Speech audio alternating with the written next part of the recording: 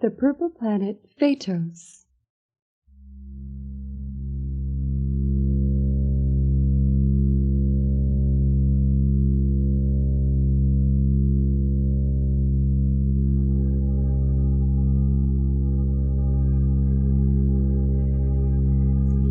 Far, far away is a planet called Phatos. From the outer edges of our galaxy, you can see it sparkle in the depths of space. It's very easy to find because it flashes red, white, and purple. Phatos is home for a young boy named Elon and his sister Nefri. They live with their father under a big glass dome that they call Pi. It's a special place that was built with all the comforts that the scientists of Phatos could imagine. The city had been built long before Elon was born. His grandfather had helped design the dome that was to cover the city. Elon remembered an old news tape he had seen that had described the building of the dome. It is necessary, the scientists had said, to protect us from the environment on the surface of Phatos, since the wars destroyed all life on our planet. There have been rumors that a few animals survived, but I tell you, that is not supported by our evidence. Elon's father was a scientist, like his father, and he helped maintain the dome city. I hope you become a scientist too, Elon, Father often said. And Elon always answered, Gee, Dad, I don't know. I don't think I'm really interested in being a scientist. I would rather work in the gardens. It's so much fun sticking my hands in the dirt and wiggling my fingers around. It feels so good. Elon and his sister Nefri spent a lot of time in the gardens, helping the gardeners plant flowers and playing in the dirt. The gardener they were helping this day looked at the kids and laughed. I swear you kids are here so often, you know as much about plants and growing cycles as I do, he said. Elon nodded. That's why I think that the surface of Phatos is healing itself. Look at the plants. We know that they heal themselves when they are given time. And the outside has had 50 years to heal itself. I'm sure it's okay now. The gardener shook his head. No, boy, the scientists will tell us when it's okay outside. Just wait. Elon sighed. That's what my dad says too, and I've asked him to go to the Council of Scientists and urge them to at least look, but he says they won't agree to it. Nefri piped up. Dad says that the scientists know a lot more than a little boy with dirt under his fingernails. But I wish we could go outside. Still, Elon muttered to Nefri as they walked home. I'm going to keep my eyes open and explore and do something. I don't know what, but maybe I can do something about it. Oh, me too, I can help, said Nefri. The next day dawned a typical morning in Pi.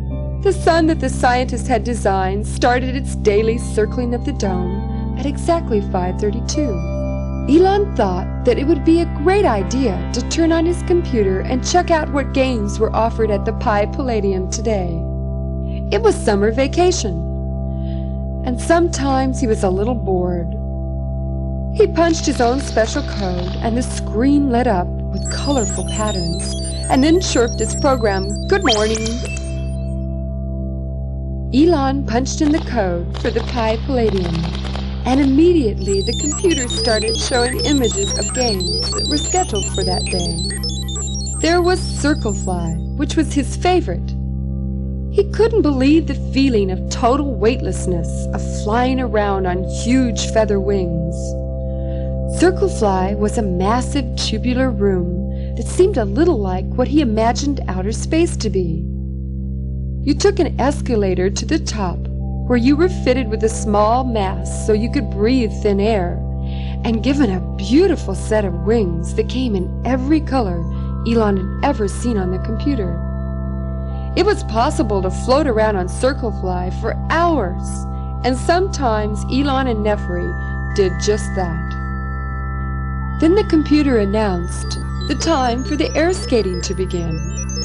Air skates looked just like short skis and floated just above the ground. The skates put out a steady stream of forced air that moved you at a safe speed along the corridors of Pi. Elon and Nefri used their skates to get to school each day. Air skate, however, was a special rink where you could put a booster on your skates and do all sorts of fancy tricks. This was something that Nefri was still learning, but Elon was already quite an expert at the sport. Elon was so caught up in daydreaming about air skating that he didn't notice his cat Delphi sneaking up from behind. All of a sudden, Delphi took one big leap and landed right in the middle of the computer cube. Elon, surprised and shocked, yelled, "Delphi! You know so much better than that!" He turned to shove the cat aside, and when he turned around, he stared with amazement at the screen. Somehow, Delphi had hit a secret code when she hopped on the computer. And now before his eyes were image after image of rolling green landscape, high mountains, and rough ocean and calm lakes. Elon was entranced by the beauty and by the colors he had never seen. An outdoor world he had never known was now rolling before his eyes. At that moment, Nefri walked through the door, rubbing sleep from her eyes. "Elon, what are you doing up so early?" "Shh," said Elon, not taking his eyes off the screen. "What are you watching? Is this what they used to call TV?" "Shh, Nefri, just look and don't ask so many questions." Nefri came closer and stared with big, questioning eyes. "Where is this? What are all those huge plants?" It looked as though the huge plastic dome with its pretend clouds were gone. "Oh, Nefri," said Elon, "I can't figure out what happened, but this is so beautiful." "Elon, are you supposed to be looking at this?" "Well, Nefri, I sure didn't sneak into the data memory bank. Then a message flashed over the screen saying, "Top secret, maximum security, planet Earth." And then the screen went blank. "Oh, Elon, I hope we don't get into trouble for this. I would just hate not to be able to practice my air skating for a week." "Oh, but it's so exciting. I would gladly be grounded for a year if I could visit a place like that," Elon said. "Elon, remember in history class how we had spaceships that went exploring other planets?" "Yeah, but that was before the war. Earth must be one of the planets our ships visited. That's where the photos came from. They are top secret now because if people saw them, they wouldn't want to live in a domed city anymore. They'd want to be outside." Just then, their father entered the room, and both of them nearly shot through the ceiling.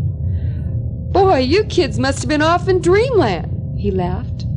They looked to each other, wondering if what had happened showed on their faces. They both started to talk at once, explaining why they were up so early.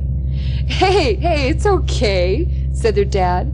"If you want to get up in the middle of the night, it's okay. Remember, it's your summer vacation." With that, he went off to dial his breakfast on the Select-A-Meal machine. "Hey, kids, what would you like for breakfast?" their father yelled from the kitchen. "How about your favorite, soy flour pancakes?" "Oh, yummy," the children chorused. "Can we have some Vita C too?" "Of course," Dad said. Dad finished first. He wiped his lips and kissed the children goodbye. "Have a good day, and I'll see you tonight." As soon as the door closed behind him, Elon turned to Nefri and said, "Come on, let's explore. Maybe we can find out where the spaceships are. We could pretend that we're space pilots." "Elon," said Nefri, "do you suppose there is a way to get to Earth? I mean, someone had to take all those pictures, right?" "Gosh, Nefri, I don't know. Maybe there's something we don't know down those corridors marked off limits. Do you want to go exploring on our air skates?" "Sure, why not?" said Nefri. Elon and Nefri strapped on their air skates and were soon zipping down the familiar corridors. The sidewalks were heated, so they didn't need any special clothing to keep warm. And at the same time every day, a sprinkler would make rainfall from the roof of the dome to wet the plants that lined the walk. Elon and Nefri were having a great time zipping along on their air skates when all of a sudden Nefri spied an unusual sign. "Look, Elon, I've never seen that before. This corridor closed for repairs," the sign read. "Yeah. Wasn't that the off-limits section?" Yes, I think it was. "Let's go, Nefri." Then Elon paused for just a moment. He knew inside he was disobeying instructions. It wasn't something Elon liked doing, yet somehow he knew that this was important. "Elon, do you think this is okay? That we should be doing this?" "Yes, Nefri, this time it's okay," Elon whispered. "But quick, before anyone sees us." They speeded up their skates, and they felt their hearts begin to beat quicker as the environmental conditions began to change. The air wasn't nearly air-filtered or warm the further they went down the corridor, and the lights were further apart and less bright. Then they began to see flashing red signs stating "Authorized personnel only." "What does that mean, Elon?" "That means only special people, like scientists and engineers, like our father, Nefri." "Boy, Elon, we're really going to get it for this one." "Well, we've come this far. Let's see what's around the next bend." They rounded the corner and they could see that this was the end of the corridor. The room was filled with a flashing red light. It was a countdown, counting off numbers. 60, 59, 58, 57, 56. Below the counter was a sign that said, "Shuttle ready for boarding." "Wow, look, Elon. Maybe these go outside. What do you think?" "Gee, I don't know, Nefri, but it looks like it's going somewhere real soon." The counter now read 50 seconds. Elon unstrapped his skates and floated down to the floor. "Look at the button. Nefri, it says, Destination Earth. Leaping asteroids. We can travel to Earth." "Oh, Elon, I'm getting scared."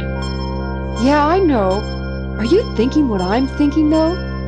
But what will they do to us if they catch us?" "I don't know, but it'd be worth it just to go outside once, Elon.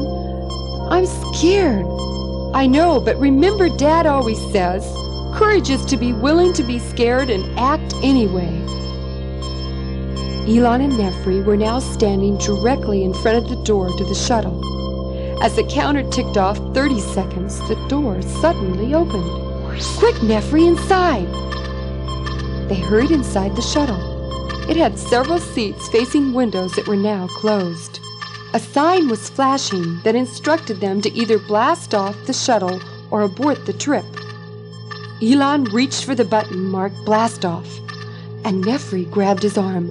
"Oh, Elon, what if we can't return?" "Sometimes, Nefri, you just have to risk not knowing if it's going to work out or not." At that, Nefri let go of his arm, and Elon pushed the button. They felt the motors begin to vibrate beneath them. The computer took over all the controls, and they felt the propulsion as they lifted off. Their hearts raced. Their minds were buzzing, and they felt a sense of freedom and destiny that they'd never known before. Then a hatch slid back to reveal windows, and both Elon and Nefri just stared, dazzled by the stars and the speed at which they were moving. Meanwhile, back on Phatos, their father was getting worried. He had expected Elon and Nefri back by lunchtime, and when he checked the databanks, he could not locate them at any of the games. He put in a call to security and found out that everyone was in some kind of panic about a missing shuttle. He quickly punched in his maximum security code. It rang through to the security offices. "Hey, Sam, what's up? What's all this nonsense about a missing shuttle? Is this just another false alarm?" "Oh no, not this time. It seems someone blasted off to Earth." They think it might be some kids. They found some air skates in the corridor. Maybe you better get down here, Sam the security clerk sputtered. As Elon's father hung up, he wondered, could it be Elon and Nefri? Now he was worried. Just then a comet whizzed by the windows of the shuttle. Wow! Nefri yelled. This is incredible! I mean, I've read about all of this for years in school, but I never dreamed it would be this amazing. Look, Elon, the colors! I think this is the best dream I've ever had. Tell me I'm dreaming, Elon, but don't wake me up, okay? Suddenly the computer began flashing an arrival time on the surface of the planet Earth. Bright red numbers blinked. 9 minutes, 40 seconds. A mechanical voice requested a programmed holding time for the shuttle. Listen, Nefri, the shuttle wants to know how long to wait for us. We can go back. Elon punched in 3 hours. The shuttle was now making a sharp beeping noise. It was about to land. Elon grabbed for Nefri's hand and held on tightly. Another engine on the shuttle cut in, and they could feel the shuttle starting to turn and slow down. The hatch began to close over the windows, and they both leaned forward to catch a quick glimpse of the green-blue ball that was Earth. They felt a jolt when the shuttle landed, and then a message read, "Outside conditions acceptable for Phatonians. Press to open hatch when ready. 3 hours and counting." Elon gulped and turned to Nefri. "Are you ready, Nefri?" "Yes, if you are, Elon." "Okay, here goes everything, universe." And with that, Elon pushed the lever, and the hatch slid open smoothly. The sun's orange light flooded the inside of the Phatonian shuttle for the first time. Elon and Nefri did not know it then, but they had made the maiden voyage of the Shuttle Pi 1. The scientists had developed the shuttle, but a decision had been made to use it only if conditions changed again and made it impossible for life on Phatos. Elon and Nefri covered their eyes with their hands. They had never felt such a bright, beautiful light, and the warmth it shed felt marvelous on their skins. Their eyes slowly adjusted. Elon was the first to step outside. He stood perfectly still without saying a word for what seemed to be the longest time. Nefri bent down and ran her fingers through the grass. It was so green. She could feel and smell the life in it. The mountains in the distance were covered with trees, not barren and brown like those that the computer had shown on Phatos. They began to walk out into the grassy green meadow, and the earth beneath their feet made them feel so much more alive. "Oh, look, Elon! There's one of those flying creatures! Isn't it so beautiful? And look at all the water!" Meanwhile, Elon's father tried to contact security to double-check his hunch that it was his children who were responsible for the missing shuttle. The communication lines were busy. After several attempts to get through, he decided he could wait no longer. He would check it out himself. As he sped down the corridors on his air skates, lights and buzzers were going off everywhere, and the entire security force and many scientists were crowded into the tunnel. People everywhere were shouting about the missing shuttle. His heart jumped to his throat. He knew how adventurous and restless his son was. He raced down the corridor, all the while fearing what he would find. He flashed his top security card, and the police made way. Then he saw the empty platform with a red sign flashing, "Shuttle departed, destination Earth." Nefri had happened onto an anthill. She was down on her knees watching the strange creatures. "Elon, come quick! Look at this! I've never seen anything like this before." Elon walked up behind Nefri. "Wow, Nefri!